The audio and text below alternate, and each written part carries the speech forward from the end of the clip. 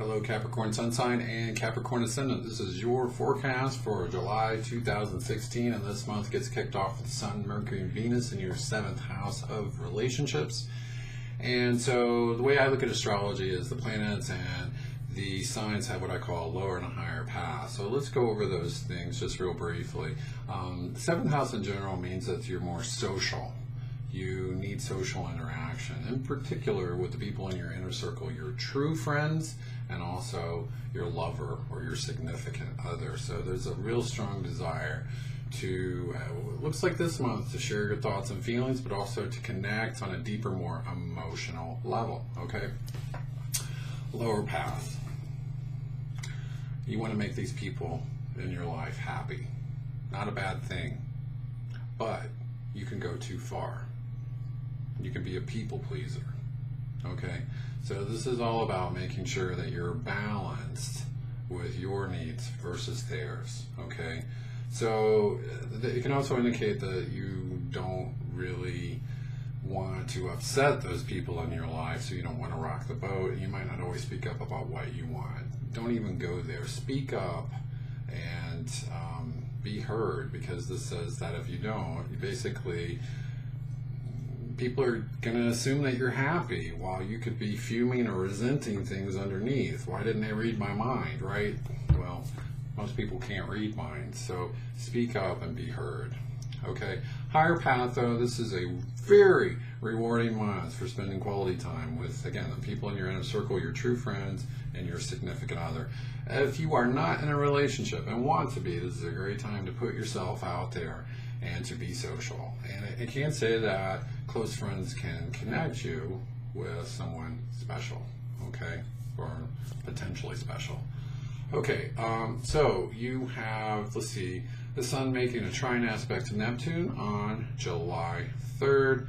Neptune's in your 3rd house, and this is basically about connecting with those people, once again, in your inner circle, in a very deep emotional way, almost in a profound way. So this is about sharing your thoughts and feelings, hopes and dreams, and fears even, and letting those people be there for you, and also being there for them. So it's a very spiritual energy, a very profound connection with those people if you choose to make time for those people.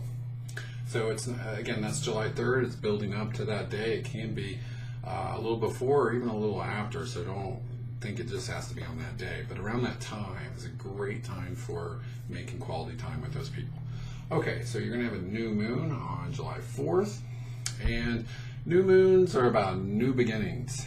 And in your 7th house, a great time to do social events with those people. Again, if you're single, it can be a magical day where you meet someone very special. Okay, Venus makes a trine aspect to Mars. It's going to be precise on July 7th, and Venus and Mars are the classic planets that represent feminine and masculine energies. A trine aspect is as good as it gets, folks. It indicates harmony, opportunities, synchronicities occurring. So, not to repeat myself, but there's a lot going on here about love and romance and connecting with people. This is a very, how do I say this, romantic energy, a very sexual energy.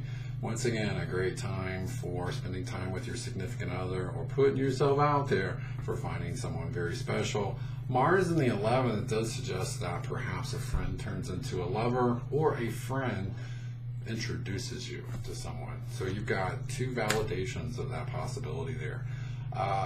Another thing is, this is just about sharing your hopes and dreams with your friends, yet again, and this can say that they can provide you with a lot of support and inspiration, and perhaps some really great ideas to help you advance yourself toward achieving your hopes and dreams.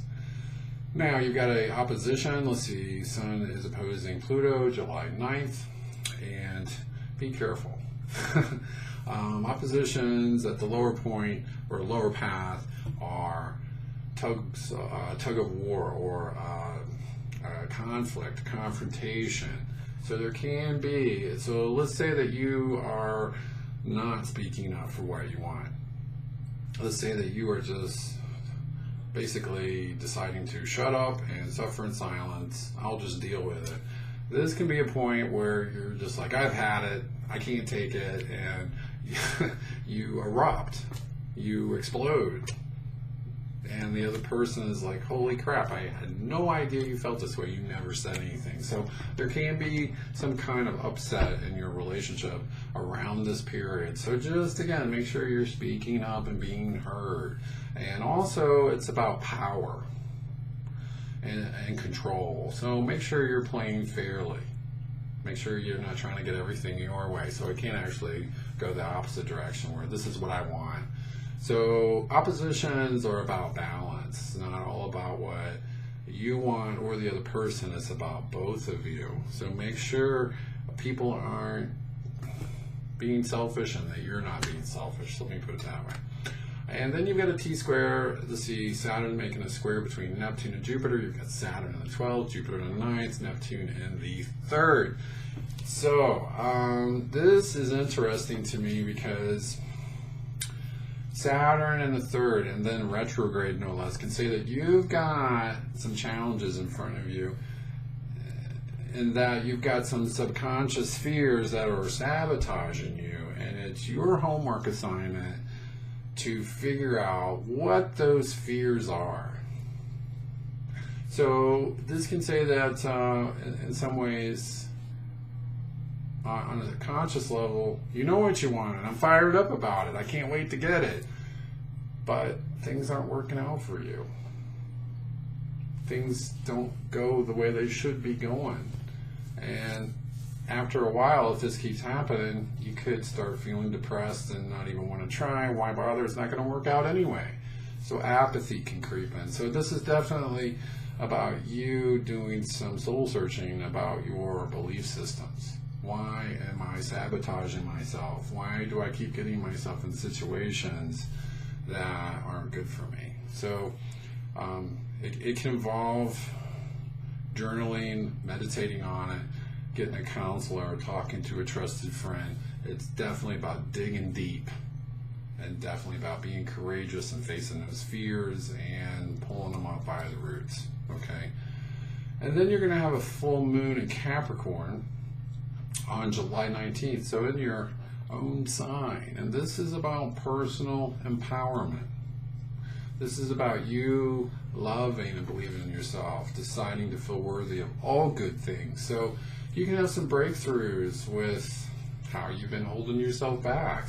So that's really interesting with the timetable there. So that T-square is going to be in process, or in effect rather, all month, really until around the 20th. And on the 19th, you're going to have that full moon. So I would definitely be doing some inner work, some soul work on yourself and your belief systems, okay?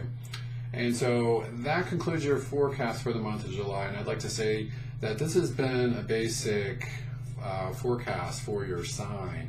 And if you'd like something more comprehensive, please contact me and I can do a much more in-depth consultation with you where I go over your challenges in life and how to overcome them, how to maximize your talents and aptitudes, and also I'll talk about what cycle of your life you're in and how you can successfully navigate the months ahead, okay?